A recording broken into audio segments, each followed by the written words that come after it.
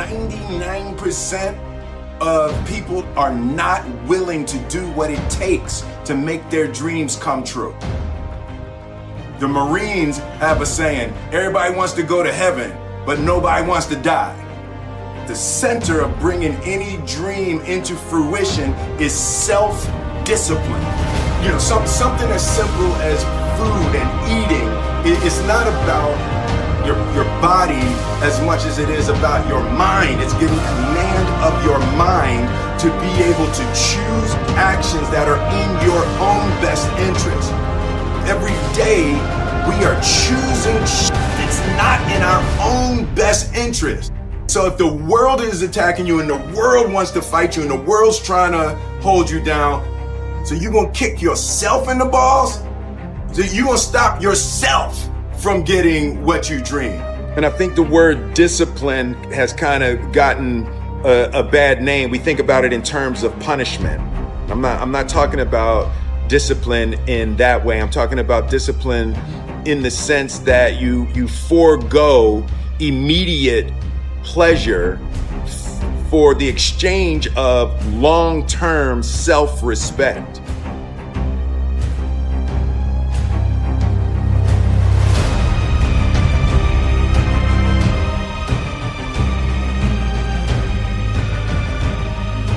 I believe that self-discipline is the definition of self-love. That when you say that you love yourself, that means that you have behavior towards yourself that is loving. Self-discipline is the center of all material success. You cannot win the war against the world if you can't win the war against your own mind. Self-love is when you say to yourself, man, look, I know you and that girl got a real connection. I know y'all vibe, but that's your girl's cousin. So I love you too much to let you do that. It's like you say to yourself, hey man, look, I know you want to eat that pizza and it'll be really good, you know, but I can't let you eat that, man, because if you eat that pizza, you're gonna feel like shit, you know, and I love you too much to let you eat that. Self-love is, hey, look, I know you got a test on Monday, you know, and I know you really want to go out with your friends. It's Saturday night, you want to go out, but if you fail that test, you're not going to feel good about yourself. You know, I love you too much to let you go out tonight. Self-discipline is self-love. If you want to be happy, you have to love yourself, which means you have to discipline your behavior.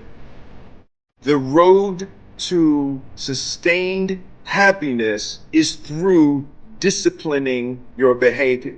We tend to base our self-esteem on what other people think. And that's not really self-esteem. Self-esteem is supposed to be how we feel about ourselves. And I was just saying how dangerous it is to allow other people to determine how you're going to feel about you. And it's kind of like looking into a broken mirror. You're going to look in a broken mirror and then change your face to try to look good in this defiled, busted, broken mirror. And it just, other people's opinions is a really way to determine how we feel about ourselves. It don't matter whose fault it is that something is broken if it's your responsibility to fix it. For example, it's not somebody's fault if their father was an abusive alcoholic, but it's for damn sure their responsibility to figure out how they're going to deal with those traumas and try to make a life out of it. It's not your fault if your partner cheated and ruined your marriage, but it is for damn sure your responsibility to figure out how to take that pain and how to overcome that and build a happy life for yourself. Fault and responsibility do not go together. It sucks, but they don't. When something is somebody's fault, we want them to suffer. We want them punished. We want them to pay. We want it to be their responsibility to fix it, but that's not how it works, especially when it's your heart. Your heart, your life, your happiness is your responsibility and your responsibility alone. As long as we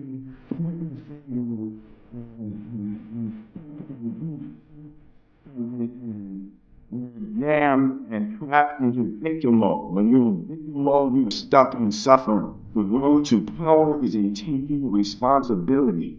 Your heart, your life, your happiness is your responsibility and your responsibility alone. You can make a person smile, you can make a person feel good, you can make a person laugh, but whether or not a person is happy is deeply and totally and utterly out of your control. The prerequisite for spending time with any person is that they nourish and inspire you. They feed your flame. Look at your last 5 text messages. Are those people feeding your flames or dousing your fire? Put your phone down for just a second and look around. Look to the people around you. Are those people throwing logs on your fire or are they pissing on it? I want my life, I want my work, my family, I want it to mean something. And it's like, if you are not making someone else's life better, then you're wasting your time.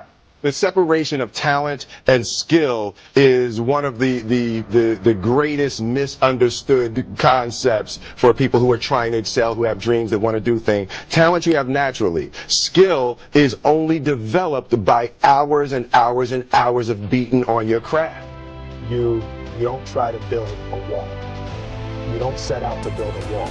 You don't say, I'm going to build the biggest, baddest, greatest wall that's ever been built. You don't start there. You say, I'm going to lay this brick as perfectly as a brick can be laid. There will not be one brick on the face of the earth that's going to be laid better than this brick that I'm going to lay in this next 10 minutes. And you do that every single day, and soon you have a wall.